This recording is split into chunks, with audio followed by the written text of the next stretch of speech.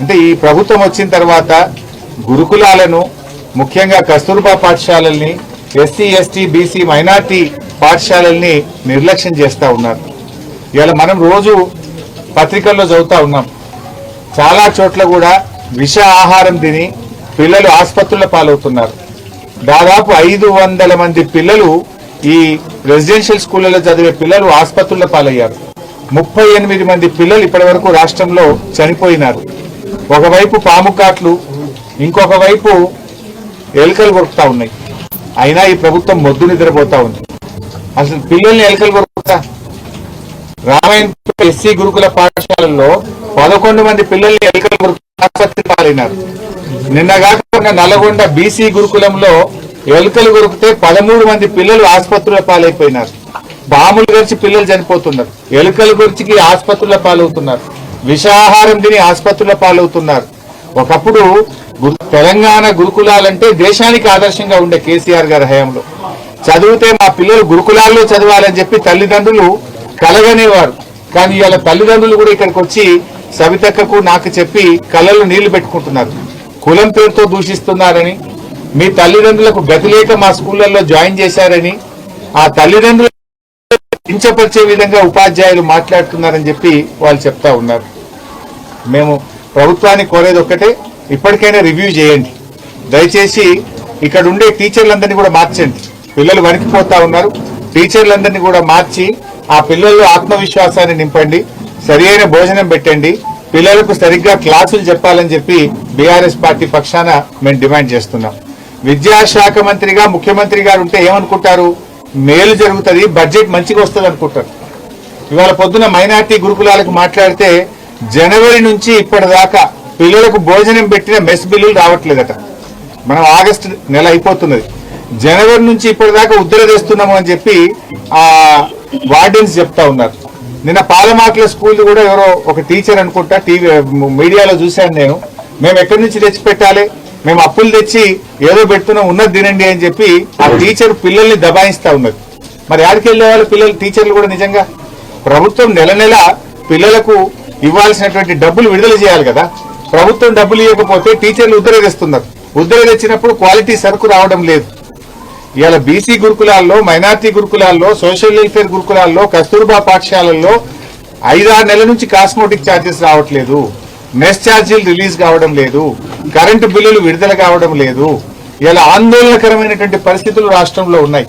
ఇప్పటికైనా ముఖ్యమంత్రి గారు మొద్దు నిద్రలు ఇవ్వండి, కళ్ళు తెరవండి, వీటి మీద రివ్యూ చేయండి. దయచేసి పిల్లలకు మంచి భోజనం అందే విధంగా, మంచి విద్య అందే విధంగా, బట్టలు అందే విధంగా, పెండింగ్ బిల్లులు క్లియర్ చేసే విధంగా తక్షణమే చర్యలు తీసుకోవాలని చెప్పి ఈ రోజు మేము డిమాండ్ చేస్తా ఉన్నాం. ఇదేం పద్ధతి నాకు అర్థం కాదు. సన్న బియ్యం అన్నారు, సన్న బియ్యం కాదు కదా. పిల్లలు ఏ క్లాస్ లో పోయి అడిగినా పురుగులు వస్తున్నాయి సార్, మేము అన్నం తినలేకపోతున్నామని పిల్లలు బాధపడతా ఉన్నారు. రివ్యూ చేయండి, మంచి నాణ్యమైన బియ్యం ఇవ్వండి, కడుపు నిండా భోజనం పెట్టాలని. దయచేసి పాలమాకుల ఈ కస్తూర్బా పాఠశాల మీద తక్షణమే ప్రభుత్వం స్పందించి చర్యలు తీసుకోవాలని. ఉపాధ్యాయులను బదిలీ చేయకపోతే పిల్లలు భయపడతా ఉన్నారు. మేము మా ఫోన్ నంబర్లు కూడా ఇచ్చాం, సవితక్క నంబర్ కూడా ఇచ్చాం. ఆడపిల్లలు పాపం వాళ్ళు 10th క్లాస్ స్టూడెంట్స్ కూడా విపరీతంగా కొడుతున్నారట, తల్లిదండ్రులకు చెప్పొద్దని కూడా బెదిరిస్తున్నారట. ఇది మంచి పద్ధతి కాదు, మార్చుకోవాలని. ప్రభుత్వం రివ్యూ చేయకపోవడం వల్ల, కలెక్టర్లు పట్టించుకోకపోవడం వల్ల ఈ రకమైన పరిస్థితి వచ్చింది.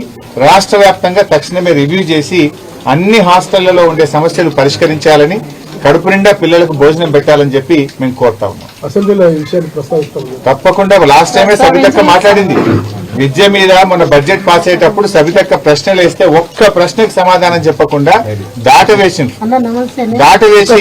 కనీసం ప్రశ్నకు కూడా అసెంబ్లీలో సమాధానం చెప్పలేదు. అంటే మొద్దు నిద్రపోతుంది ఈ ప్రభుత్వం. అసలు ఈ ప్రభుత్వానికి చీమ కుట్టినట్లేదు. సిగ్గుపడాలి రేవంత్ రెడ్డి. ఆడపిల్లలు 2 కిలోమీటర్లు నడిచి జాతీయ రహదారి మీద ధర్నా చేస్తే ఈ ప్రభుత్వం నుంచి ఇప్పటిదాకా స్పందన లేదు. సిగ్గుపడాలి మీరు. ఇలా పేద పిల్లలు, దళిత పిల్లలు, గిరిజన పిల్లలు రోడ్డెక్కి గంటల తరబడి ధర్నా చేసే పరిస్థితి. ఆడపిల్లలు రోడ్డెక్కి ధర్నా చేస్తే ఈ ప్రభుత్వం ఉన్నట్టా లేనట్టా? ఈ ప్రభుత్వాన్ని చీమ కుట్టినట్టు కూడా అయితే లేదు. అండ్ ఇది మొదటిసారి కాదు.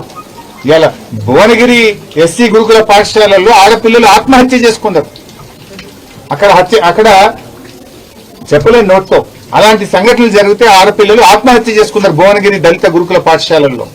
ఒకవైపు ఆత్మహత్యలు చేసుకునే పరిస్థితి, దాదాపు 38 మంది గురుకుల పాఠశాల పిల్లలు చనిపోయినా ఈ ప్రభుత్వం స్పందించని పరిస్థితి.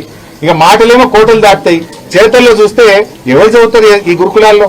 పేద పిల్లలు చదువుతారు. పాప మా తల్లుడు వచ్చి ఇక్కడ మాట్లాడుతున్నారు, మేము పేదోళ్ళం కనుకనే మేము ఈ ప్రభుత్వం మీద నమ్మకం కొద్ది పాఠశాలల్లో జాయిన్ చేసినాం, కానీ ఇక్కడ చూస్తే పరిస్థితి చాలా బాధాకరంగా ఉందని ఆ పిల్లల తల్లిదండ్రులు కూడా కళ్ళలో నీళ్లు పెట్టుకొని చెప్పే పరిస్థితి ఉన్నది. అసలు ఈ ప్రభుత్వం ఏం చేస్తుంటే నాకు అర్థం కాదు. విద్యాశాఖ ముఖ్యమంత్రి దగ్గరనే ఉంది, సోషల్ వెల్ఫేర్ కూడా ఇవాళ ముఖ్యమంత్రి దగ్గరనే ఉంది. ఇవాళ మీరే మంత్రి, దీనికి మీ శాఖలోనే ఈ రకంగా జరుగుతుంటే you are a failure chief minister. You are fail to take care of the schools and residential schools. నువ్వు పూర్తిగా విఫలమైపోయినావు. నువ్వు మాటలు కాదు, యాక్షన్స్ కావాలి. పిల్లల గురించి ఆలోచన చేయి. ఎంతసేపు ప్రతిపక్ష ఎమ్మెల్యేలు ఎట్లా గుంజుకుందాం, ప్రతిపక్షాల గొంతు ఎట్లా నొక్కుదాం, ప్రతిపక్షాలను ఎట్లా ఇబ్బంది పెడతామని ఆలోచన చేస్తున్నావు. పాలన వదిలిపెట్టినావు, నేల విచ్చి సాము చేస్తున్నావు. నువ్వు చేయాల్సిన పని గా పిల్లలకు కడుపు నిండి అన్నం పెట్టు, పిల్లలకు చక్కగా చదువు చెప్పే పని చేయి. నువ్వు ఆ పని చేత కాదు.